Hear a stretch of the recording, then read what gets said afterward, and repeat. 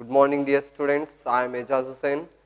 From today onwards, we are going to discuss the subject related to MCOM students, especially MCOM 4th SEM, and the subject name is Management Accounting.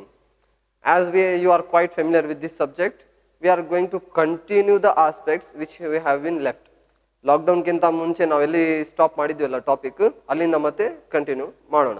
Okay, first ಯಾವ್ದು important topics ಇದಾವೆ ಅಲ್ಲಿಂದ discuss ಮಾಡ್ತಾ ಹೋಗೋಣ, because it will be easy for preparation of exam. Okay, for MCOM 4th SEM management accounting first chapter has been completed. Theoretical concept ಇತ್ತು, management accounting ಅಂದ್ರೆ ಏನು, how it is different from cost accounting, financial accounting, almost differentiation ನೋಡಿ discuss ಮಾಡಿದ್ವಿ. Okay, ಈಗ further ಆಗಿ management accounting ಅಲ್ಲಿ further analysis ಮಾಡುವಂಥ elements ಯಾವ್ಯಾವ ಇದಾವೆ, what are the tools and techniques which we use in management accounting. For example ratio analysis, fund flow analysis, cash flow analysis, standard costing, budgetary control, what type of budgets are there we use to analyze the financial reports.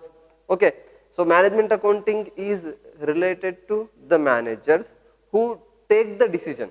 Overall company performance ನೋಡಬೇಕಾದ್ರೆ balance sheet ನೋಡ್ತಾರೆ, for previous year balance sheet compare ಮಾಡಿ ನೋಡ್ತಾರೆ, comparative analysis ಮಾಡಿದ್ಮೇಲೆ ಒಂದು decision ತಗೋಬೇಕಾಗುತ್ತೆ. ಅದೇ ಏನು ಕೆಲಸ ಮಾಡಿದ್ವಿ ಅದನ್ನೇ ಕಂಟಿನ್ಯೂ ಮಾಡೋಣ ಅಥವಾ ಮಾಡಿಫಿಕೇಶನ್ಸ್ ಮಾಡೋಣ, whether to go for the modifications or to go with the similar activities. Decisions ತಗೋಬೇಕಾದ್ರೆ ಮೋಸ್ಟ್ ಇಂಪಾರ್ಟೆಂಟ್ಲಿ ಮ್ಯಾನೇಜ್ಮೆಂಟ್ ಅಕೌಂಟಿಂಗ್ ಬಹಳ ಇಂಪಾರ್ಟೆಂಟ್ ರೋಲ್ ಪ್ಲೇ ಮಾಡುತ್ತೆ. ಓಕೆ, ಹೇಗೆ ಅಂತ ನಾವು ಡಿಫ್ರೆಂಟ್ ಟಾಪಿಕ್ಸ್ ಬೇಸಿಸ್ ಮೇಲೆ ನೋಡ್ತಾ ಹೋಗೋಣ. ಓಕೆ, ಫಸ್ಟ್ ಈಗ ಇಲ್ಲಿಂದ from today's class will start the discussion with fund flow statement. Okay, you are quite familiar with this aspect. BCom 6M ನಲ್ಲಿ ಕೂಡ ನೀವು ಸ್ಟಡಿ ಮಾಡಿರಿ fund flow statement, cash flow statement ಅಂತ. ಓಕೆ, ಈಗ ಮತ್ತೆ brief ಆಗಿ ಡಿಟೇಲ್ ಆಗಿ ಸ್ವಲ್ಪ ಡೆಪ್ತ್ ಆಗಿ ನೋಡೋಣ. Okay, fund flow statement, what does this means, what is the meaning of fund flow statement. ಇಲ್ಲಿ ನಾವು ಮೂರು ಈ 3 ವರ್ಡ್ಸ್ ಏನಿದಾವೆ ಇದನ್ನು ಡಿವೈಡ್ ಮಾಡಿ ನೋಡೋಣ. Okay, fund, then flow, then statement. What is this fund stands for? Fund ಅಂದ್ರೇನು? Obviously it is related to the financial aspect of the company. Fund ಅಂದ್ರೆ first ನಿಮ್ಮ ಮೈಂಡ್ ಅಲ್ಲಿ ಏನು ಬರಬೇಕು, net working capital. The term fund is related to net working capital. Net working capital. Working capital ಅಂದ್ರೆ ಏನು? Regular payments ಮಾಡಲಿಕ್ಕೆ, daily routine activities performance ಮಾಡಲಿಕ್ಕೆ ನಾವು how much amount is retained in the organisation, ಎಷ್ಟು fund ಇದೆ. Fund ಅಂತ term ಅಂದ್ರೆ ನೀವೇನ್ ಮಾಡ್ರಿ, ನೆಟ್ ವರ್ಕಿಂಗ್ ಕ್ಯಾಪಿಟಲ್ ಅಂತ ನೀವು ಕನ್ಸಿಡರ್ ಮಾಡ್ರಿ. Okay, the fund term fund is related to net working capital. Then what is this flow? Flow means change, changes, modifications, movements, the movement of fund. Flow andre the changes of fund, the changes of working capital, the changes of funds in an organization. It may be inflow of fund or it may be outflow of fund. Whether there is a change as compared to previous year, ಏನಾದರೂ ಬದಲಾಗಿದೆನಾ ನಮ್ಮ fund ಅಲ್ಲಿ, ನಮ್ಮ working capital ಏನಾದರೂ ಬದಲಾವಣೆ ಆಗಿದೆನಾ? If yes, then what is this? ಅದು positive ಆಗಿದೆನಾ ಅಥವಾ ನೆಗೆಟಿವ್ ಆಗಿದೆನಾ? ಪಾಸಿಟಿವ್ ಆಗಿದ್ರೆ ಬೇರೆ ಎಲಿಮೆಂಟ್ಸ್ ಮೇಲೆ ಯಾವ ರೀತಿ ಎಫೆಕ್ಟ್ ಆಗಿದೆ, we further analyse the aspects. Okay, then statement. Fund is a net working capital, flow means the changes in working capital. Then what is this statement? Like balance sheet ಅಂತ ನೀವು ನೋಡಿರಿ, almost accounting system ನಲ್ಲಿ balance sheet is the most important aspect. Balance sheet is a statement. What kind of statement? A financial statement which expresses the financial position of the organization. One side there will be liabilities, long-term liabilities as well as short-term liabilities, and another side there will be assets, fixed assets and current assets. Including liabilities and assets, we frame a statement which expresses the financial position of the organization. Likewise, illi ನಾವು liabilities, assets ಅಂತ ಬರೆಯಲ್ಲ. Fund flow statement ಅಲ್ಲಿ title ನಾವು liabilities, assets ಅಂತ ತೋರಿಸಲ್ಲ, specific ಆಗಿ terminologies use ಮಾಡ್ತೀವಿ. ಏನಂತ? sources and applications. ನಾವೇನು liabilities assets ಅಂತ ಯೂಸ್ ಮಾಡ್ತಿದ್ವಲ್ಲ, ಇಲ್ಲಿ ಏನು ಮಾಡ್ತೀವಿ ನಾವು ಸೋರ್ಸಸ್ ಆ್ಯಂಡ್ ಅಪ್ಲಿಕೇಶನ್ಸ್. ಏನಿದು ಸೋರ್ಸಸ್ ಆ್ಯಂಡ್ ಅಪ್ಲಿಕೇಶನ್ಸ್? ಬರ್ತಾ ಬರ್ತಾ ಎಕ್ಸ್ಪ್ಲೇನ್ ಮಾಡ್ತೀನಲ್ಲ, ಕ್ಲಾರಿಫೈ ಆಗುತ್ತೆ. ಸೋರ್ಸಸ್ ಅಂದರೆ what are the sources I am receiving the fund. ನನ್ನ ಕಂಪನಿಯಲ್ಲಿ ಕ್ಯಾಪಿಟಲ್ ಬರ್ತಾ ಇದೆ, ನನ್ನ ಕಂಪನಿಯಲ್ಲಿ ಪ್ರಾಫಿಟ್ ಬರ್ತಾ ಇದೆ, ಸೇಲ್ ಮಾಡ್ತಾ ಇದ್ದೀನಿ ಪ್ರಾಫಿಟ್ ಆಗ್ತಾ ಇದೆ, ಅಸೆಟ್ ಸೇಲ್ ಮಾಡಿದ್ದೀನಿ ಪ್ರಾಫಿಟ್ ಬರ್ತಾ ಇದೆ. So what are the sources? ನನ್ನ ಕಡೆ ಅಮೌಂಟ್ ಇರಲಿಲ್ಲ, ಕ್ಯಾಪಿಟಲ್ ಇರಲಿಲ್ಲ, ಪ್ರಾಫಿಟ್ ಇರಲಿಲ್ಲ, ಔಟ್ಸೈಡ್ ಬ್ಯಾಂಕ್ ಕಡೆ ಹೋಗಿ ಲೋನ್ ತಗೊಂಡೆ, ಪಾರ್ಟ್ನರ್ ಕಡೆಯಿಂದ ಲೋನ್ ತಗೊಂಡೆ. So what are the sources I am receiving the fund. Then applications. Applications ಅಂದರೆ what are the sources where I am applying the funds. ಎಲ್ಲಿ ನಾನು ಖರ್ಚು ಮಾಡ್ತಾ ಇದ್ದೀನಿ, ನನಗೆ ದುಡ್ಡು ಎಲ್ಲಿಂದ ಬರ್ತಾ ಇದೆ, ಬಂದಿರುವಂತಹ ದುಡ್ಡನ್ನ ಎಲ್ಲಿ ಖರ್ಚು ಮಾಡಿದ್ದೀನಿ. Whether the highest amount is spent on fixed assets or whether the highest amount is spent on another plant and machinery, building or intangible assets, current assets. In which part the amount has been sent.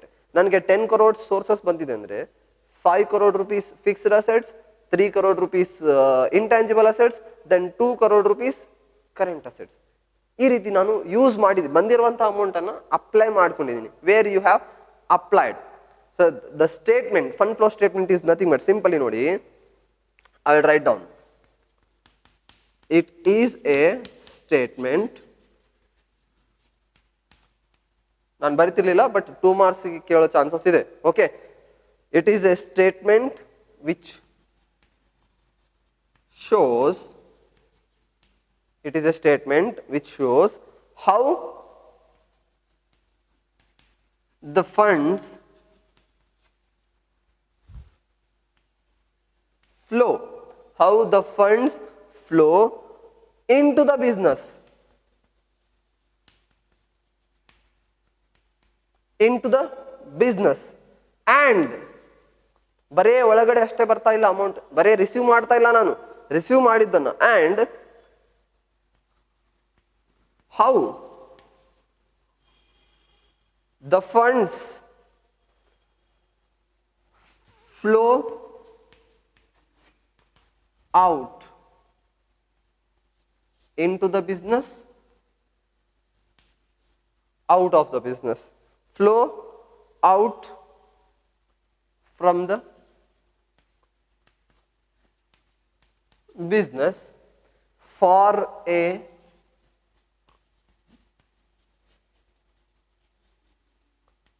particular period. For a particular period.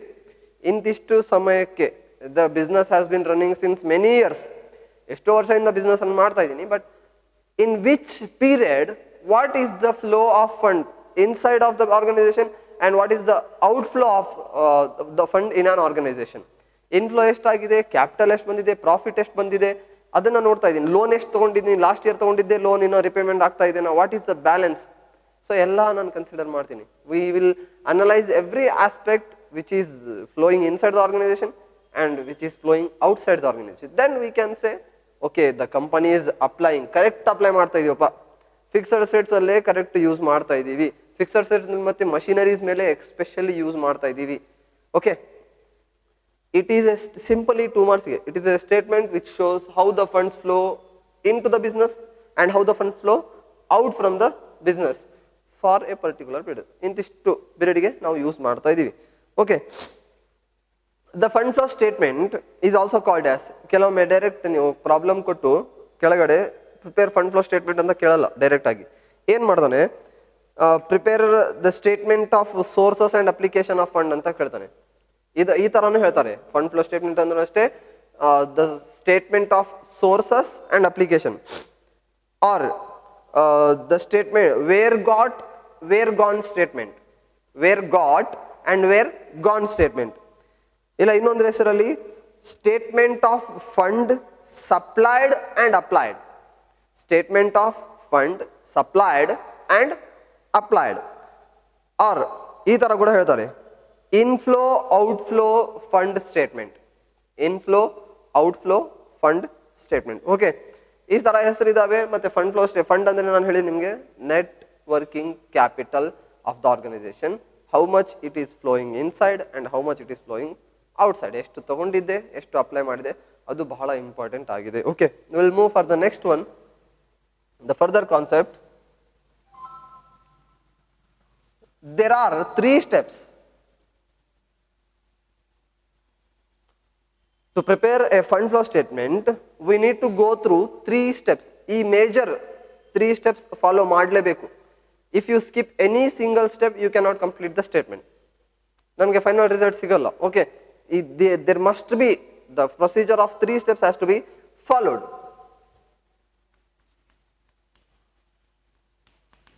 Steps in preparation of fund flow statement. What is the first step? Preparation of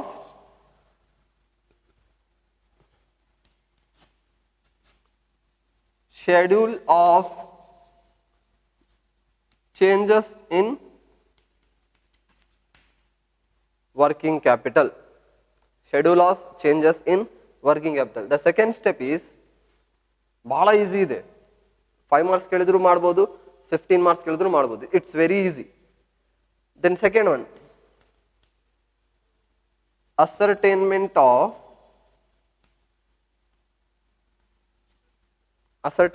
of funds from operations.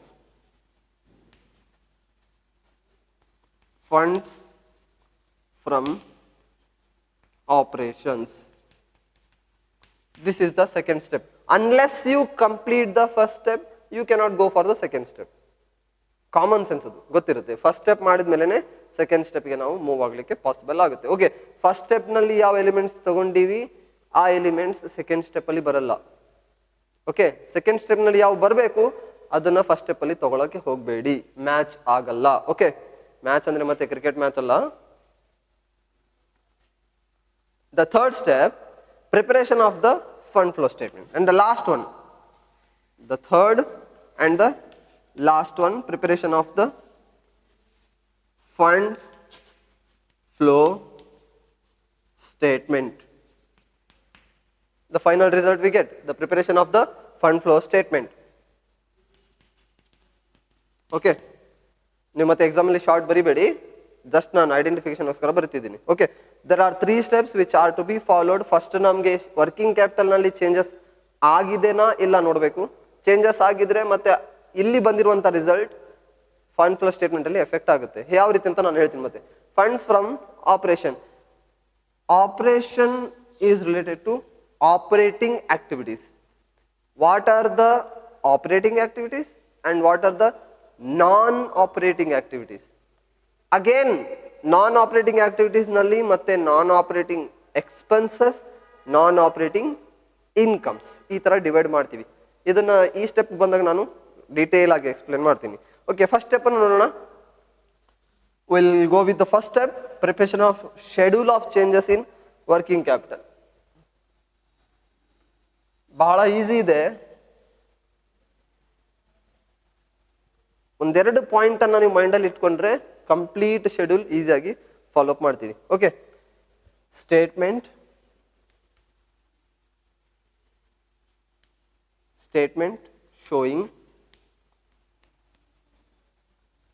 showing changes in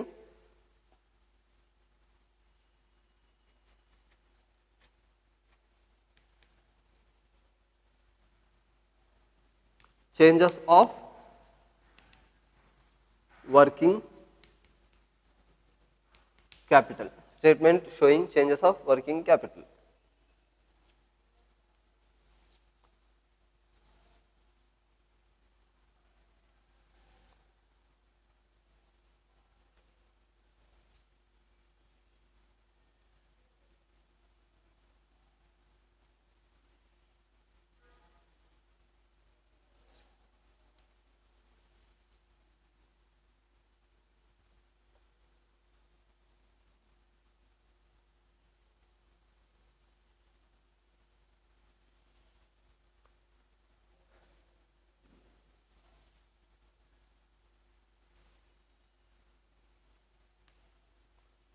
Here we start with particulars. Then these 2 columns must be there. ಯಾವುದೇ ಒಂದು column skip ಮಾಡೋ ಹಾಗಿಲ್ಲ. Okay, ಇಲ್ಲಿ ನಾವು comparison ಮಾಡ್ತಾ ಇದ್ದೀವಿ. Okay, ಯಾವ ರೀತಿ particulars, this is the column of previous year and this is the column of current year. ನೀವು ಕರೆಂಟ್ ಇಯರ್ ಆದ್ರೂ ಬರೀರಿ, ಪ್ರೆಸೆಂಟ್ ಇಯರ್ ಆದ್ರೂ ಬರೀರಿ, ಯಾವುದು ಎರಡು ಒಂದೇ. Okay, previous year, current year. ಯಾವ ರೀತಿ, ಸಪೋಸ್ ಇದು 2009 ಇದ್ರೆ ಇದು 2010 ಅಂತ ಅನ್ಕೊಳ್ಳಿ. ಸಪೋಸ್ ಇದು 2019 ಇದ್ರೆ ಇದು 2020 ಅಂತ ಅನ್ಕೊಳ್ಳಿ. ಓಕೆ, ಪ್ರೀವಿಯಸ್ ಇಯರ್ ಈ ಎರಡು ಇಯರ್ಸ್ ನಾವು ಕಂಪೇರ್ ಮಾಡಿ ನೋಡ್ತೀವಿ. ಕಂಪ್ಯಾರಿಸನ್ ಮಾಡಿದ್ಮೇಲೆ ಎಫೆಕ್ಟ್ ಏನಾಗಿದೆ, effect on working capital. Effect ಆಗಬೇಕಾದ್ರೆ ಎರಡು ಚಾನ್ಸಸ್ ಇದಾವೆ. ಐದರ್ ಇನ್ಕ್ರೀಸ್ ಆಗಿರಬೇಕು ಆರ್ ಡಿಕ್ರೀಸ್ ಆಗಿರಬೇಕು. Okay, working capital either increase ಆಗಿರಬೇಕು ಆರ್ ಡಿಕ್ರೀಸ್ ಆಗಿರಬೇಕು. ಎರಡು ಒಂದೇ ಸತಿ ಆಗಕ್ಕಾಗಲ್ಲ. Either increase or decrease. Okay, first ಇಲ್ಲಿ ಒಂದೇ ಫಾರ್ಮುಲಾ ನೋಡಿ. Whenever we talk about working capital, there must be only two elements we have to consider. What is this? CA minus CL, chartered accountant minus chartered accountant alla, current assets minus current liabilities. Now working capital anta maataಡ್ತಿದ್ದೀನಿ ಅಂದ್ರೆ it is related to short term aspects. The short term aspects are current assets and current liabilities. If you deduct current liabilities from current assets, the value we will get is working capital, or you can say net working capital. Okay, ಈ working capital ಬೇಕಾದ್ರೆ ನಮಗೆ ಎರಡೇ elements ಬೇಕು. ಒಂದು current assets and another one is current liabilities. Suppose ನೋಡಿ,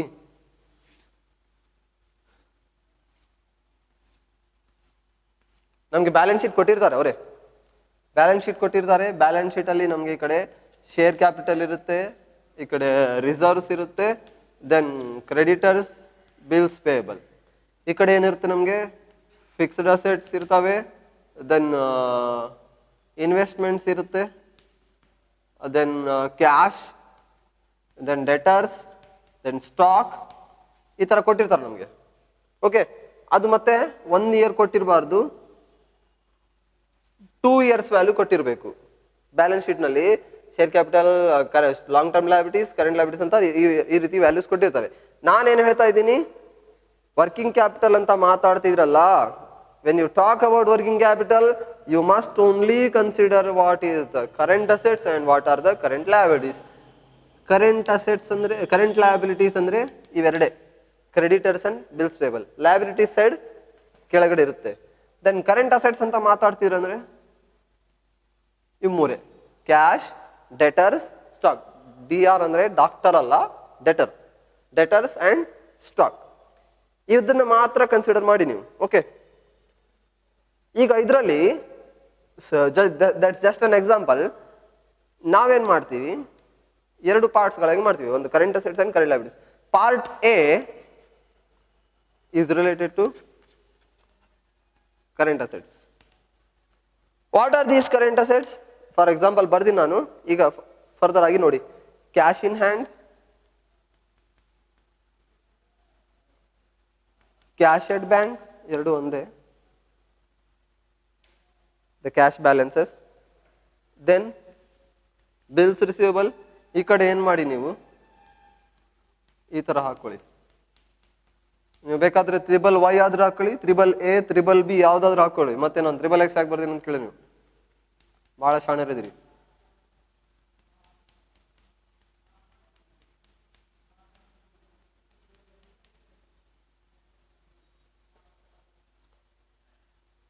previous year, current year, then we have the either it will be increase or it will be decrease in working capital. ಏನಾಗುತ್ತೆ ಅಂತ ನೋಡಿ. bills receivable, sundry debtors,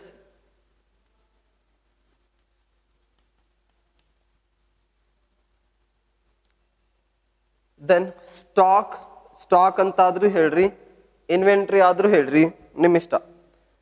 stock raw material ರೂಪದಲ್ಲೂ ಇರುತ್ತೆ. If it is A raw material that is also A stock. If it is work in progress that is also stock.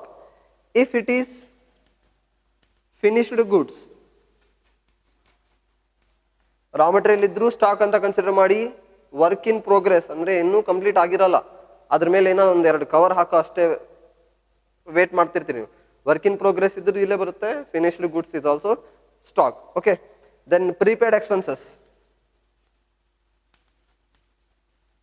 Prepaid expenses ಈ ಕಡೆ ಹಾಕೊಳ್ಳಿ ನೀವು value.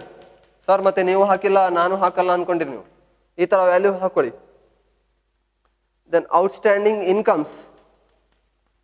ಇದಂದ್ರೇನು? Outstanding incomes ಅಂದ್ರೆ the incomes which are yet to be received. ಇನ್ನೂ ಬಂದಿಲ್ಲ, ಕೆಲಸ ಮಾಡಿ ಬಂದಿನಿ, ಏನೋ ಆಕ್ಟಿವಿಟಿ ಮಾಡಿದ್ದೀನಿ, ಅಮೌಂಟ್ ಇನ್ನೂ ಬಂದಿಲ್ಲ. ಬಂದಿಲ್ಲ ಅಂದ್ರೆ ಬರುತ್ತೆ. That's why it is a current assets. Within a short period ಬರಬೇಕದು. Then short term loans.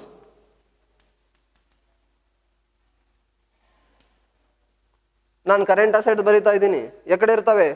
ಆ ಕಡೆ ಇರುತ್ತೆ ಅಸೆಟ್ ಸೈಡ್. ಮತ್ತೆ ನೀವು ಲಯಬಿಲಿಟಿ ಸೈಡ್ ಕಡೆ ನೋಡಿರಿ. Short term loans or you can say temporary investments.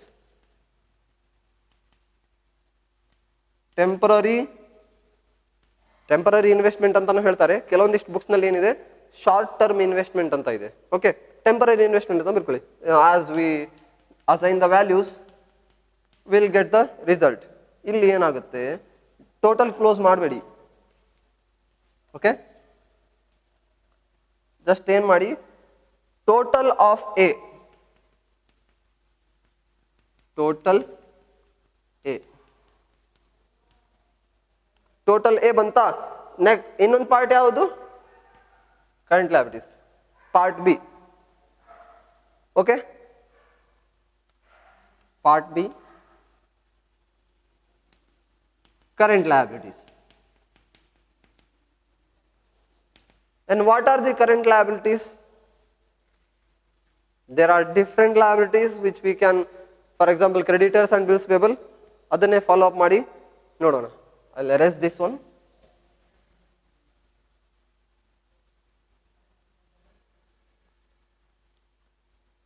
Here we have sundry creditors. Sundry ಅದು ಸುಂದ್ರಿ ಅಲ್ಲ. Then bills payable, then bank over draft.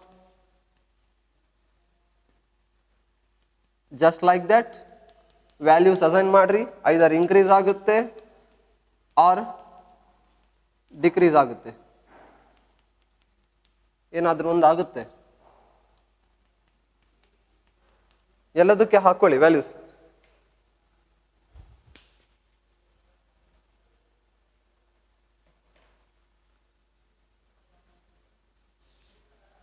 As we follow it similarly. ಅಲ್ಲಿ place ಇಲ್ಲ, ಮತ್ತೆ ನೀವು ನೋಟ್ಬುಕ್ ನಲ್ಲಿ ಹಿಂಗೆ ಹಾಕೊಂಡಿರಿ. Current year, then previous year. Creditors, bills payable, bank OD ಆಯ್ತು. Then outstanding expenses. Outstanding expenses. Then short term loans. ಇಲ್ಲಿ ನೋಡಿ, ಶಾರ್ಟ್ ಟರ್ಮ್ ಲೋನ್ಸ್ ಇಲ್ಲಿ ಕೂಡ ಬರ್ದೀನಿ, ಶಾರ್ಟ್ ಟರ್ಮ್ ಲೋನ್ಸ್ ಅಲ್ಲಿ ಕೂಡ ಬರ್ದೀನಿ.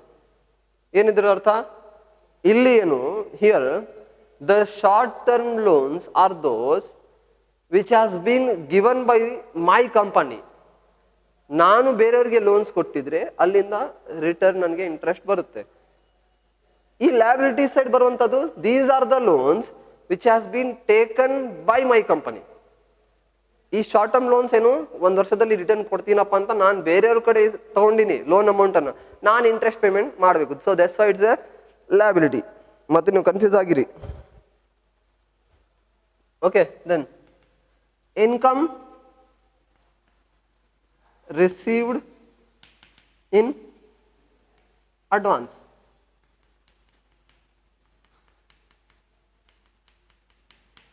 Income received in advance. Amount ತಗೊಂಡಿರಿ, ಏನು ಕೆಲಸ ಮಾಡಿಲ್ಲ ಅವ್ರದ್ದು. then proposed dividend,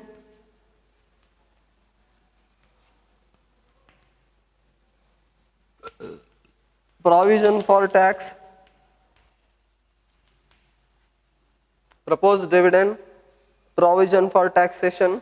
Okay, that's enough. What this is, this one is the total B. Total B. Now, ನಾನು ಏನು ಹೇಳಿದೆ, net working capital ಬೇಕಾದ್ರೆ current assets minus current liabilities. Here what we do, we will get net working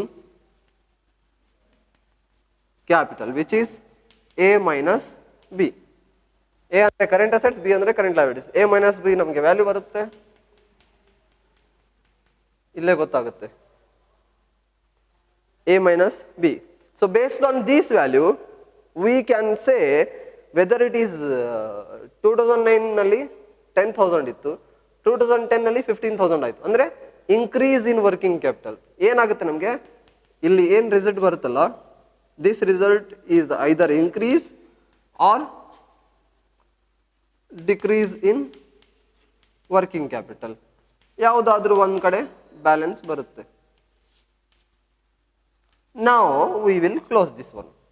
Increase or decrease in working capital.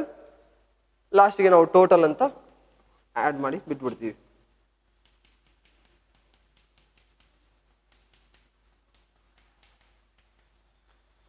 ಇಲ್ಲಿ ಬಂದಿರುವಂಥ value ಈ ಕಡೆ ಯಾವ ಕಡೆ ತಗೋಬೇಕು, ಇನ್ಕ್ರೀಸ್ ಕಡೆ ತಗೋಬೇಕಾ ಡಿಕ್ರೀಸ್ ಕಡೆ ತಗೋಬೇಕಾ, ಪ್ರಾಬ್ಲಮ್ ಮಾಡಿಸುವಾಗ ನಾನು ನಿಮಗೆ ಎಕ್ಸ್ಪ್ಲೈನ್ ಮಾಡಿ ಹೇಳ್ತೀನಿ. ಯಾಕಂದ್ರೆ ಪ್ರಾಬ್ಲಮ್ನಲ್ಲೇ ನಿಮಗೆ ಕ್ಲಾರಿಫೈ ಆಗುತ್ತೆ. ಮತ್ತೆ proposed dividend provision for tax, ಇದಕ್ಕೆ ಸ್ವಲ್ಪ ಡಿಫರೆಂಟ್ ಟ್ರೀಟ್ಮೆಂಟ್ ಇದೆ. ಏನಿದೆ ಅಂತ ನಾನು ನಿಮಗೆ ನೆಕ್ಸ್ಟ್ ಕ್ಲಾಸಲ್ಲಿ ಎಕ್ಸ್ಪ್ಲೈನ್ ಮಾಡಿ ಹೇಳ್ತೀನಿ. ಅಕೌಂಟ್ ಹಾಕಬೇಕಾ, ಯಾವ ರೀತಿ ಟ್ರೀಟ್ಮೆಂಟ್ ಮಾಡಬೇಕು ಮಾಡಬಾರ್ದು ಅಂತ. Okay, so for today this is enough. Thank you.